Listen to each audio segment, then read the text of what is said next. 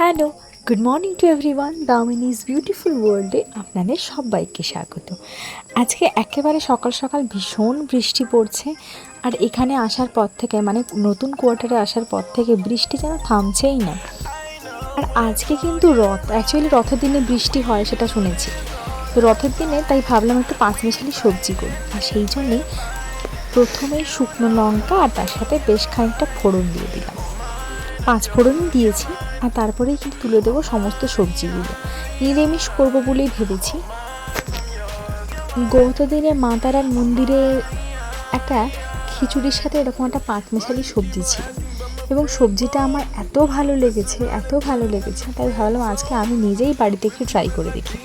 জানি মায়ের মন্দিরের মতো হবে না, কারণ ওখানে মায়ের একটা আলাদা পুজোর পরে একটা আলাদা টেস্ট হয়ে যায় তরকারি বা খিচুড়ি, যাই হোক মায়ের ভোগের টেস্টটা অন্যরকমই হয়। তো সেটা হয়তো আনতে পারবো না, কিন্তু কিছুটা হলেও চেষ্টা করব। আর আজকে যেহেতু রথ, আর সেই জন্যই ভাবলাম যে পাঁচমিশালি সবজি তো হচ্ছে, তার সাথে আর কি করা যায়। কারণ ডিম বা মাংস আমরা রথের দিন খাই না, অ্যাভয়েড করার চেষ্টা করি। তো দেখা যাক, ফ্রিজে মাছ রাখা আছে, তো মাছ দিয়ে কি করা যায়। তো আজকে ভেবেছি মাছের না নতুনভাবে একটা মাছের তরকারি করব। মানে দই মাছই করব, দই কাতলাই করব, কিন্তু তার প্রসেসটা একটু অন্যরকম। তাই জন্য এখানে পেঁয়াজ, এই 2-4 কোয়া রসুন আর একটু আদা দিয়ে সুন্দর করে মশলাটাকে একটু নেড়ে নেব। এবার বুঝতেই পারছেন গোটা গোটা রসুন বা পেঁয়াজগুলো বেশ মোটা মোটা করে কাটা। আর সেই জন্যেই বললাম যে এটা একটু অন্যরকম আজকে বানাবো। এবার অন্যরকম বলতে আমরা পরে মশলা ভাজি, তবে আমি আজকে কি করছি, সমস্ত মশলা ভেজে মানে পেঁয়াজ আদা রসুন সমস্ত কিছু ভেজে মিক্সার গ্রাইন্ডারের মধ্যে দিয়ে দিচ্ছি। আর ওতে দিয়েছি সামান্য পরিমাণ চিনেবাদাম, কাজু বাদাম, তার সাথে দই এবং তারপর এই মশলাটা। এবার সবটা ভালো করে বাটা হয়ে গেলে তারপরে কিন্তু এদিকে ভেজে নেব মাছটাকে। সুন্দর করে নুন হলুদ মাখিয়ে দিলাম, আর তারপরে কিন্তু একেবারে গরম তেলের মধ্যে মাছগুলোকে উল্টে পাল্টে ভেজে নেব। পেটিগুলো কিন্তু বেশ সুন্দর সাইজ, একটু বড় মাছের পেটি না হলে না দই মাছ কিন্তু ভালো লাগে না, আর বেসিক্যালি পেটির পিস হলেই ভালো। তবে দই মাছ করার জন্য কিন্তু পেটিগুলোকে বা মাছগুলোকে খুব বেশি পরিমাণে ভাজবো না, মোটামুটি একটা পরিমাণে ভেজে তারপরে কিন্তু তুলে নেব, কারণ খুব কড়া ভেজে নিলে তখন আর টেস্টটা যেন মনে হয় বেরোয় না। আর আমার যেহেতু স্টিলের কড়া, তাই খুব কড়া করে ভাজতে গেলে না আমার কড়াটাই যেন কেমন হয়ে যায়, তো সেটা না আমার একদম পছন্দ হয় না। তার জন্য কিন্তু আমি একটু মানে লাইট করে ভাজি আর কি। আর বেসিক্যালি আমার মনে হয় যে মাছ একটু লাইট করে ভাজলে ওর একটা সুইট টেস্ট থাকে আর কি।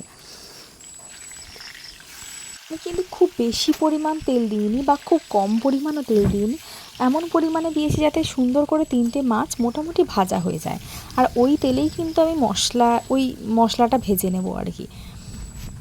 এখন দেখুন মোটামুটি কিন্তু একটা পাশ হয়ে গেছে, এবার অন্য পাশটা হালকা করে উল্টে দিলাম। আর পেটিগুলো এত সুন্দর ভাজা হয়েছে না, মনে হচ্ছে ভেজেই খেয়ে নিই, আর তরকারি করার দরকার নেই।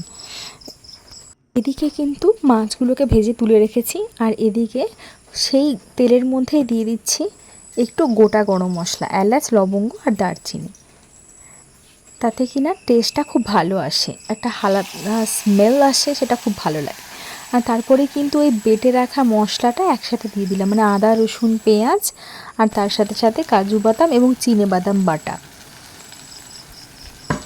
খুব বেশিক্ষণ নয়, তার কারণ হচ্ছে আমার তো পেঁয়াজ আদা রসুন সবটাই তেলের মধ্যে নাড়া রয়েছে, আর সেই জন্যে খুব বেশি সময় এটাকে কষবো না। তেলের মধ্যে জল দিয়ে দেবো এবং জল দিয়ে মাছের সঙ্গে ভালো করে ফোটাবো, তাতে কিনা মাছটাও নরম হবে আর সুন্দর হবে, জুসি হবে একটা।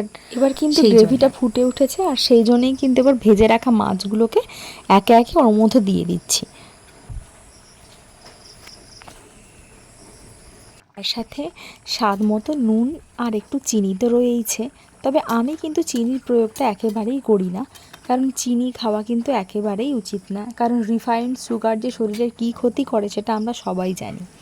তো যার জন্য আমি কিন্তু কোনোভাবেই মিষ্টি প্রয়োগ করি না। আর দেখুন লাস্টে কিন্তু একটু ঘি দিয়ে দিচ্ছি। ঘিয়ের জন্য স্মেলটা একটা দারুণ আসছেও সুদ্ধা। যাই হোক, তবে খুব পাতলা করিনি, মোটামুটি একটা করেছি, যাতে কিনা গ্রেভিটা ভাতে মাখিয়ে খাওয়া যায়। দই মাছ কিন্তু রেডি। তো এবার কিন্তু দই মাছ খাওয়ার পালা। আমি হাজব্যান্ডকেও সার্ভ করে দেবো আর আমি নিজেও খেতে বসে যাব। দেখা যাক কেমন হয়েছে, কেমন রিভিউ পাওয়া যাক।